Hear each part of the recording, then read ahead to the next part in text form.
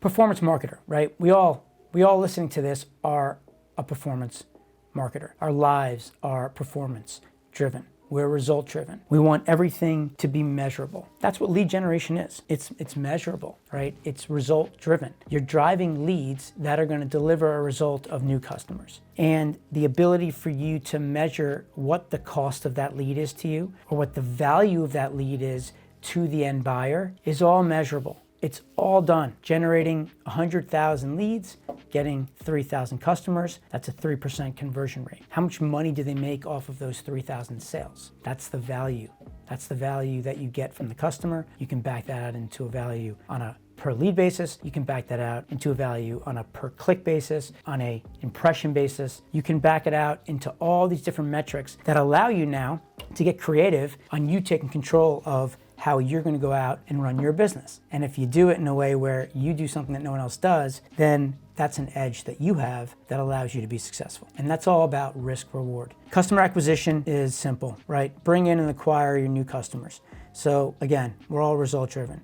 CPA in the market, that's the model. CPA, cost per acquisition. It's the amount of money your advertiser's going to pay you to acquire a customer. So if you're talking to a home security company and they tell you that they'll pay you for every person that installs their home security system, then they'll pay you $750 for every sale. Well, that's the CPA. So an example here of a $100 CPA is a $100 cost per acquisition. I think it's important for you guys to understand when you're out and you're talking to advertisers, there's a thing where there's the affiliate payout versus the media buy payout. The media buyers, it's a different payout, it's a different value, right? Companies have affiliate programs. They pay out to affiliates to generate leads, clicks, sales, what have you. That payout is normally lower than whatever a real media buyer would get, the real allowable that they have if they have internal buys for search or social, like on Facebook, or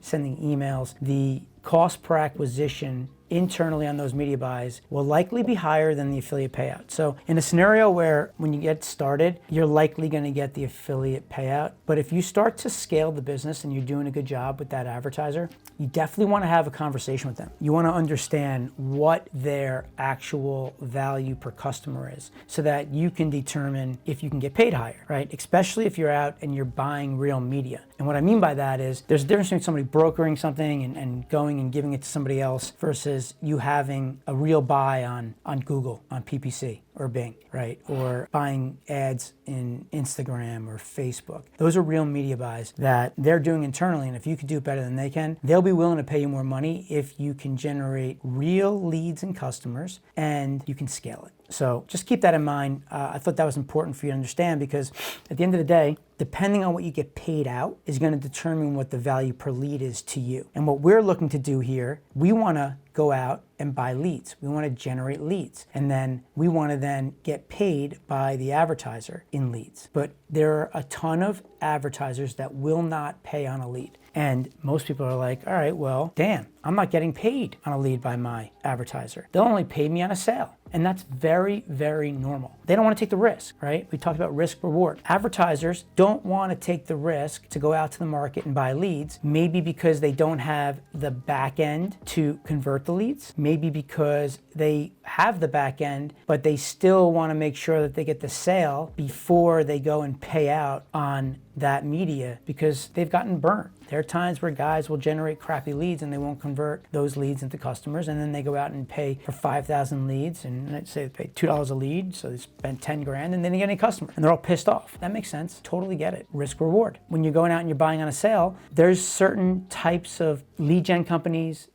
any kind of media buyers that will run your offer on a cost per sale because it's more risk for them and less risk for the advertiser. If you're willing to go and pay for the lead, well then the advertiser's taking on more risk and you now can go out and just generate that lead, which is exciting. Most advertisers that have an unbelievable back-end process where they know that if they get the right leads that they're going to close, will go out and buy on a lead basis. And when they do, then that's where the business can get really, really scalable. There's really no no budget at the end of the day when you're backing it out into whatever their cost per acquisition allowable is, right? So if they're making, that home security company that's paying out $750 for an installation, they could be making on a customer, over the life of that customer, $10,000, $20,000, $50,000. Think about it. Anybody that installs a home security system into their home usually is either moving into a new home and needs to install a home security system, or they didn't have a home security system and then all of a sudden there's all these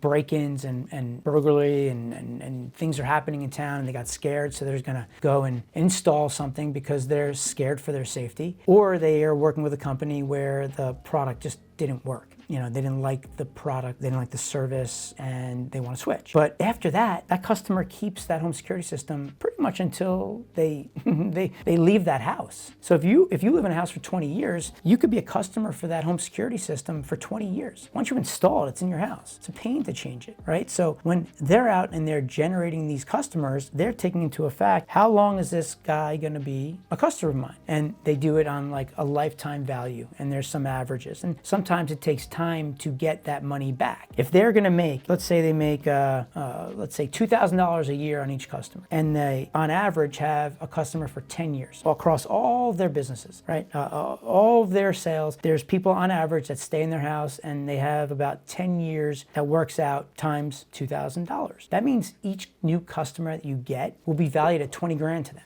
So can they go out and pay $5,000 for the customer? I mean, hypothetically, yes. Now, we're also modeling this out after 10 years, so there's a cash flow issue there, right? If they're making $2,000 a year, for them to pay out $5,000, it would take them 3 years to get that money back and be profitable, right? And if you start to scale that and get a ton of customers, then it could be challenging for them, and they don't want to do that. But so just so you understand that, that's the whole concept here of what we're doing is we're going to take more risk, but by doing that, we're going to get more reward, because most people, like for that home security company, if we're out buying leads, no home security company is out there buying leads. So it's going to be very attractive to your partners to run media with you. And if you're willing to take that risk, and then you have a good partner in the back end that knows what they're doing on how to close, it's sexy, man. It really works well, and you'll see how it all unfolds here. But bottom line is, by doing this, we're taking control of our destiny. We're taking control of the ability for us to drive good business and scale a lead gen business without having to get paid on a lead. We're doing that by arbitraging, right? We talked about what arbitrage was earlier, arbitraging the media buy. So we're out there looking to go and find placements, find media placements, buy media where we can generate a lead for less money than what the value per lead is that we're getting.